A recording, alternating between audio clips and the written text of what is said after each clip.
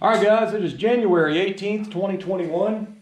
Today marks 101 days I have left on my 55 Chevy project to get it ready for Daryl Starbridge Car Show in Tulsa, which, if you've been following along, and you might have missed the last couple of videos, that show got canceled for the pandemic, and then they rescheduled a couple months later. So I went from like having 40 days to 100 days. So that's pretty awesome. That's a gift.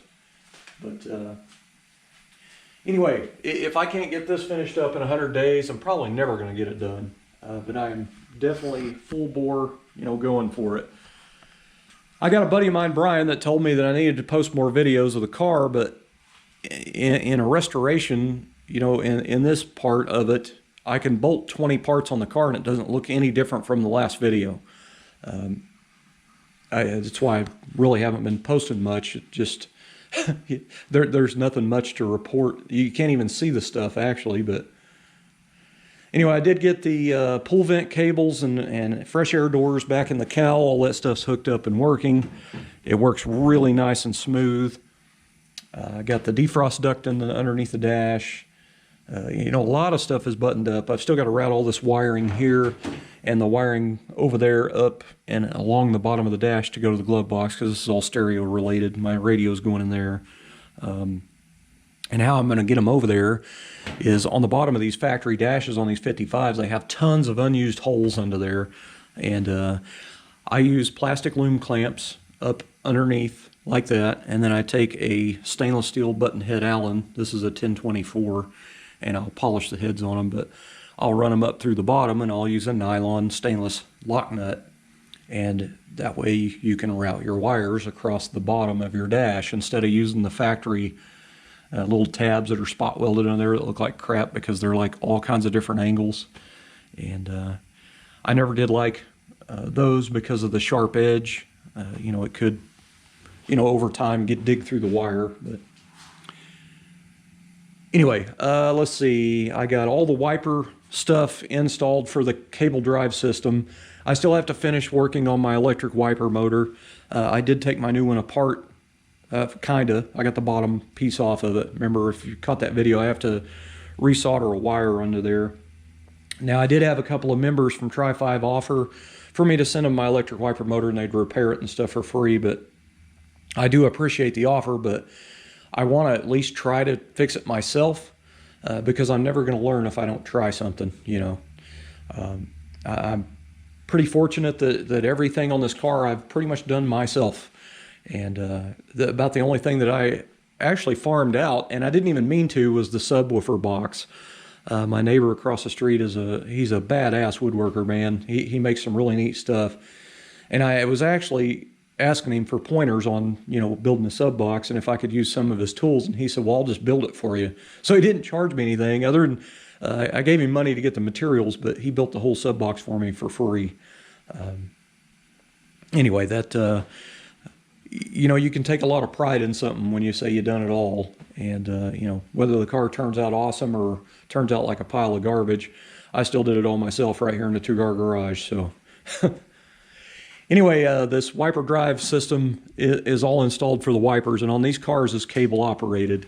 If you don't know anything about these cars, it has cables in there, and there is a sequence to when you put those in.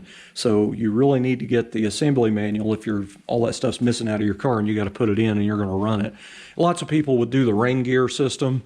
I just don't have the money right now. I know it looks like I might have a little bit of money with this car, but what happened was, I got this car in 2013, and I have had some old cars that I have bought and flipped, or bought and sold, or bought and did a little work on and sold. And every time I sold one of those cars, I bought parts with it. And so, now at this point in time, financially, I just don't have a ton of extra money I can spend. So fortunately, I had most of the parts here already for this car. And, originally, a couple months ago, I was like, well, I got everything I need. I won't have to buy anything. But then I ended up having to buy, connectors and some tape and zip ties and just crap like that, just doing the wiring part of it. So there's always stuff that comes up. But anyway, these wiper drive systems on the car, they have these little nuts here that have two slots in them. And for years, I had my own tool that I had made for that. And usually the final one that goes on outside on the chrome bezel, it would chew it up a little bit with my homemade tool. So I finally, when I bought a bunch of parts back in 2014 for this car, I spent the $20 and I bought the tool for that. This is really nice if you don't have one. It makes your job really, really nice. But anyway, it goes on there and you can take your wiper drive nuts off there. But the funny story about this is I bought this, and yesterday was the first time I used this. And sadly, I loaned this out to a buddy of mine to use it on his car, and he brought it back to me, which is a rarity. When I loan a tool out, I usually have to go back and try to track it down, but I couldn't get one side to go into the nut, and I got my glasses on and got to looking, and I don't know if he over-torqued it or what, but one of those was kind of folded over a little bit and flattened off, so it just didn't want to fit. So I had to go in there with a file on my brand new tool and fix it just so I can use it. But that is why that I don't loan tools anymore. I absolutely will not loan a tool out anymore. I have the worst luck with either I don't get the tool back or it comes back screwed up. But I already had a guy ask me 3 or 4 days ago if he could borrow my American Auto Wire crimpers, and I turned him down. Said nope. I hate to be that way, but you know, I've had a lot of tools that just never made their way back. My engine hoist, which is over there against the wall, I had just bought that. I did an engine install, and a friend of mine needed it to put a car in his car, or an engine in his car, and I guess him and his buddy was trying to lift up the whole car, engine and all, to just put ramps under it. And it's a light duty Harbor Freight Special from the 90s, and it tweaked one of the legs on it. And so now you got to kind of lift up on the unit to put the lock pin in on one side. It kind of sucks, you know, but I can't loan tools out anymore. They always come back fried. Anyway, let's see. I got the taillights installed with the LED lights. I got my under taillight V8 emblems on. Check out how them bezels fit in that body. That's freaking awesome, man. I did all this in metal, which if you've ever put quarter panels on a 55 Chevy, you know they never fit that great. They didn't even fit that good from the factory. But anyway, they're all in and I'm happy with them. They're not 100% perfect, but they are pretty slick. I got the gas tank installed in the car. Even this fuel sending unit's hooked up, so all the fuel system is completely plumbed and done. I used stainless steel carriage bolts and 12-point ARP nuts. I got 12-point nut up here and here, and it's all in and done. I did drill speed holes in my factory tank straps here, and I chamfered them a little bit, and I painted them black, and I thought that looked pretty cool against the galvanized gray tank. But what else? So I still have to paint my rear sway bar. It's a Hellwig, I think is how you say it, rear sway bar, but it's that hammer tone gray finish, and I don't like it. I want to smooth it all out and paint it black. But anyway, I've got my mounts pretty much sitting under there. But this is the greasable energy suspension ones, and I changed the Zerks out to stainless steel, and I polished them on the polishing wheel. If you need to polish Zerks, like grease Zerks and little screws and stuff, you can take pieces of solid steel bar, like round bar, like 1/2 inch or something, and you could actually drill it and tap it for whatever thread you need, and you can screw that piece to that, and then you got something to hold on to when you're polishing on the polishing wheel. So if you try to hold on to that with your finger, you're going to end up, skipping it across the shop. Anyway, I kind of threw the light under here, but I come under here and wipe down a little bit with a wet microfiber this morning. I have handprints from using anti-seize on the body bolts everywhere. Like that anti-seize, you can look at that stuff and get it on everything. Anyway, so I need to get under here with some wax and grease remover on a rag and try to remove some of it, but I just made a mess. But anyway, that's the stainless exhaust on the car after it got all sanded and polished and installed. I stated that in an earlier video. It took me a full week to sand and polish all that, clamps and all. And I just did dropouts here. I don't have any tailpipes. I like the sound of a small block with a cam with the dropouts like that, or turn downs, whatever you want to call them. I like the sound, but you kind of have to just live with the way it kind of throws dirt up. If you go to an outside car show and pull through the grass, if it's been dry, it'll throw dust and dirt all underneath the car, but I don't really care. That's what they made rags for. Anyway, the underneath the car looks really, really nice. I'm pretty happy with it. Here's my filler panel installed under here.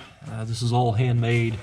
This whole unit right here is a piece of metal that I've put in, and then I had to build a corner pieces here to make this all square because it's rounded from the factory. This basically keeps it from, you know, being able to be seen up inside the quarter, or, you know, stuff getting up in there. Like wasps, if you have any of those.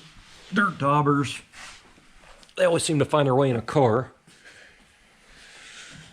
Anyway, so gas tank's installed, fill tubes installed with the new gas cap, and then I have my magnetic door clicker here because I filled in the triangles piece for your finger. What else? Chrome smoothie bumper sitting there with tape all over it. That tape's been on there since like 2014 or 15, so that stuff's going to be really, really fun to get off there. Got my speedometer cables installed. What else?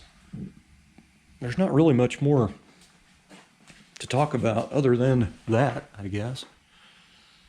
So that is a Dynamat Extreme. This is the black chrome Dynamat. If you're not familiar with the stuff, this is awesome stuff. It makes a huge difference, especially on a black car. If it's, you know, the sun beating down on the roof, it's going to have this roof of this car just hot as fire, but this stops the heat. It is well worth the money, and it makes a huge difference in sound, especially if you're driving in a rainstorm. It won't deafen you from, you know, the rain hitting that metal roof. But anyway, so I did the entire roof, which is a lot of square footage, and I kind of got a little chintzy on it.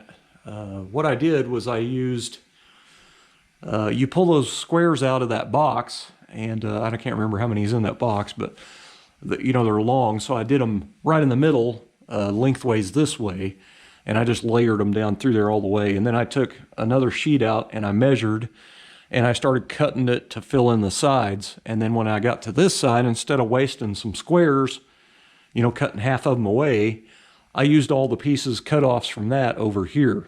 So this is pretty much like a patchwork quilt on this side, but I don't care because it's going to be covered with the headliner. But it saved me some squares to put in the floor.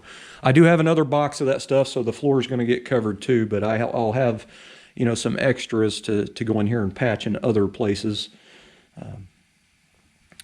Anyway, so I'm getting ready to start the headliner process. Probably going to start on it today. I am very, very reluctant. I have never installed a headliner in a 55 Chevy before. I did make an attempt back in the late 90s, but I couldn't get the staples to go into the new tack strips that I'd bought because they were like a rubber. Anyway, so hopefully this one goes a little easier, but I have my new stainless bows out here. I've got my sun visors out. Sun visors match the headliner. Ciadella done these and the headliner for me, and actually all the upholstery. I did get asked about upholstery. I had Ciadella do the seat covers for me in the factory Belair style with the stitching. I used the original gray straw cloth inserts, but I have black Lante, which is a leather simulant, on the rest of it. It's kind of cool. This car originally was coral and gray, and so the gray straw cloth inserts is the exact color code as the Caltag had for upholstery. So I thought that was kind of neat. But anyway, I had them do the seat covers for me, and then I bought extra yardage to do the door panels, package tray, kick panels, you know, side panels, all that stuff. And I'm going to do all those myself. Now, I can't upholster. I have put seat covers on with hog rings before, and they've always turned out pretty decent, depending on how well the seams were straight. But looking at the seat covers, they look pretty nice. But anyway, lots of work headed my way, and I'm thinking it's probably going to take a week or two to get the upholstery dialed in on it. But anyway, the headliner itself, I did take out of the box a couple years ago, and I have it thumbtacked to the wall in my house. I have one thumbtack at one far end corner and one at the other. So it's pretty much just hanging by two thumbtacks on the wall. It's been that way for 2 years, but there's no wrinkles in it from being folded up in a box. So that'll be kind of nice. Anyway, the steel rod headliner bows that go into the headliner themselves, Those are all surface rusted, so I have them out, laying out. I'm going to have to sand them and paint them. I'm just going to use some Krylon flat black because it'll dry quick. But I might try to go ahead and start hanging that thing in there today. You know, not going to learn unless you do it, and that's the way I'm looking at it. Hopefully I don't mess nothing up. I'm not going to trim anything off until that thing, I'm perfectly happy with it, and then I'll do all the cutting. But I did leave all the glass out, so I'll have access to get up in there if I need to. But once that headliner's in and dialed in and I'm happy with it, I'm going to put the windshield in and the back glass in, and probably get the quarter glasses in and all the tracks and all that stuff. But anyway, guys, that is pretty much it for the update.